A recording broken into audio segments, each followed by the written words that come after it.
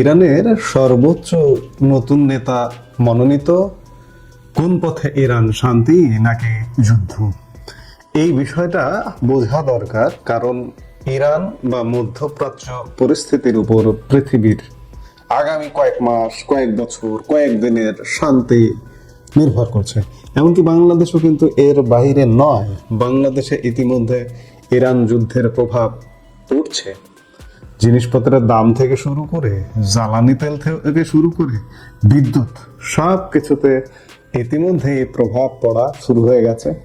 আপনি রাজধানী ঢাকা কিংবা যে কোনো জনপদে একটু গিয়ে দেখুন যে বিশেষ করে তেল পাম্পগুলোতে, পেট্রোল পাম্পগুলোতে দীর্ঘ লাইন। এটা কি কারণে? ইরান যুদ্ধের কারণে। যার কারণে ইরান যুদ্ধের পরিস্থিতিটা আমাদের বুঝতে হবে এবং প্রতিনিয়ত আমরা আপডেট থাকবার চেষ্টা করবো আসলে কি হচ্ছে। তেহরানের আকাশে এক নতুন সূর্যের দেখা মিলল গতকালকেই বলা যায়। তা নিয়ে বিতর্ক থাকতে পারে, কিন্তু ক্ষমতার কেন্দ্রে যে এক বিশাল বিস্ফোরণ ঘটে গেছে তা এখন নিশ্চিত। ইসরায়েলের ক্রমাগত হুমকি আর মধ্যপ্রাচ্যের বারুদ ছোঁয়া পরিস্থিতির মাঝেই এলো সেই ঘোষণা। পরবর্তী সর্বোচ্চ নেতা হিসেবে বেছে নেওয়া হয়েছে মোস্তফা খামেনিকে। হ্যাঁ, সদ্য প্রয়াত সুপ্রিম লিডার আয়াতুল্লাহ আলী খামেনির দ্বিতীয় পুত্র মোস্তফা খামেনি এখন ইরানের ভাগ্য বিধাতা। কিন্তু কে এই মোস্তফা? কেন তাকে নিয়ে এত গোপনীয়তা? আর সবচেয়ে বড় প্রশ্ন, মোস্তফার হাত ধরে কি ইরান শান্তির পথে হাঁটবে, নাকি মধ্যপ্রাচ্যকে ঠেলে দেবে এক প্রলয়ঙ্কারী মহাযুদ্ধের দিকে? মোস্তফা খামেনিকে বলা হয় ইরানের ছায়া মানুষ। বছরের পর বছর তিনি প্রচারের আড়ালে থেকে কাজ করেছেন। মোস্তফা খামেনির ধর্মীয় পড়াশোনা শুরু হয় তেহরানে।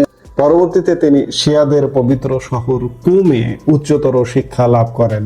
সেখানে তিনি শীর্ষস্থানীয় আলেমদের অধীনে ফিকহ এবং ধর্মতত্ত্ব নিয়ে পড়াশোনা করেন।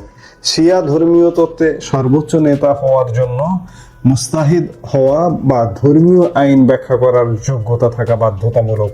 মোস্তফা সেই যোগ্যতা অর্জন করেছেন বলেই দাবি করে দেশটির রাষ্ট্রীয় সংবাদ মাধ্যম। মোস্তফা শুধু একজন ধর্মতত্ত্ববিদ নন, তিনি একজন দক্ষ সংগঠক। ইরানের অত্যন্ত শক্তিশালী বাহিনী ইসলামী রেভলিউশনারি গার্ড কর্পস বা IRGCর সাথে তার রয়েছে নিবিড় সম্পর্ক। বিশেষ করে বাসিস বাহিনীর উপর তার নিয়ন্ত্রণ প্রশ্নাতীত। 2009 সালের বিক্ষোভ দমনে তার ভূমিকার কথা আন্তর্জাতিক বিশ্লেষকরা প্রায় বলে থাকেন। এ থেকে প্রমাণিত হয় তিনি একদিকে যেমন ধর্মীয় কিতাবের জ্ঞান রাখেন, অন্যদিকে আধুনিক সমরনীতি ও গোয়েন্দা তৎপরতা সম্পর্কেও সমান পারদর্শী। এটি তাকে একজন পূর্ণাঙ্গ রাজনৈতিক নেতা হিসেবে গড়ে তুলেছে। ইরানের সংবিধানে সরাসরি বংশগত উত্তরাধিকারের কোনো স্থান নেই, কিন্তু বর্তমান পরিস্থিতিতে অ্যাসেম্বলি অফ এক্সপার্টস মোস্তফাকে বেছে নিয়েছে। অ্যাসেম্বলি অফ এক্সপার্টস হলো 88 জন আলেমের সমন্বয়ে গঠিত একটি বোর্ড, যে বোর্ডটি সর্বোচ্চ নেতা নির্ধারণে ভূমিকা পালন করে। কিন্তু মোস্তফাকে কেন বেছে নিল সেটি প্রশ্ন। ইসরায়েল গত কয়েক মাসে ইরানের শীর্ষ নেতাদের একের পর এক টার্গেট করেছে। এমন অস্থির সময়ে ইরানের ভেতরকার ক্ষমতা যেন হাতছাড়া না হয়, সেজন্য একজন বিশ্বস্ত এবং সবচেয়ে বড় কথা সিস্টেমের ভেতরে থাকা একজন মানুষের প্রয়োজন ছিল। মোস্তফা সেই বিচারে সিস্টেমের ভিতরে থাকা মানুষ, এজন্য তাকেই নির্ধারণ করা হয়েছে। মোস্তফা খামেনি ইরানের বিচার বিভাগ, সেনাবাহিনী এবং গোয়েন্দা সংস্থাগুলোর আস্থার প্রতীক। তিনি প্রশাসনের প্রতিটি স্তরের নারী নক্ষত্র চেনেন। তবে সমালোচকদের মতে এটি ইরানের বিপ্লব পরবর্তী ইতিহাসে এক বড় পরিবর্তন। বিপ্লবের লক্ষ্য ছিল রাজতন্ত্রের অবসান ঘটানো, কিন্তু মোস্তফার নিয়োগ কি সেই পুরনো রাজতান্ত্রিক উত্তরাধিকারকেই ফিরিয়ে আনলো? এই প্রশ্ন এখন খোদ ইরানের ভেতরেও ঘুরপাক খাচ্ছে। অর্থাৎ বলতে পারেন যে ইরানে ইসলামী রাজতন্ত্র প্রতিষ্ঠিত হলো, সর্বোচ্চ নেতার ছেলে আবার সর্বোচ্চ নেতা হলেন।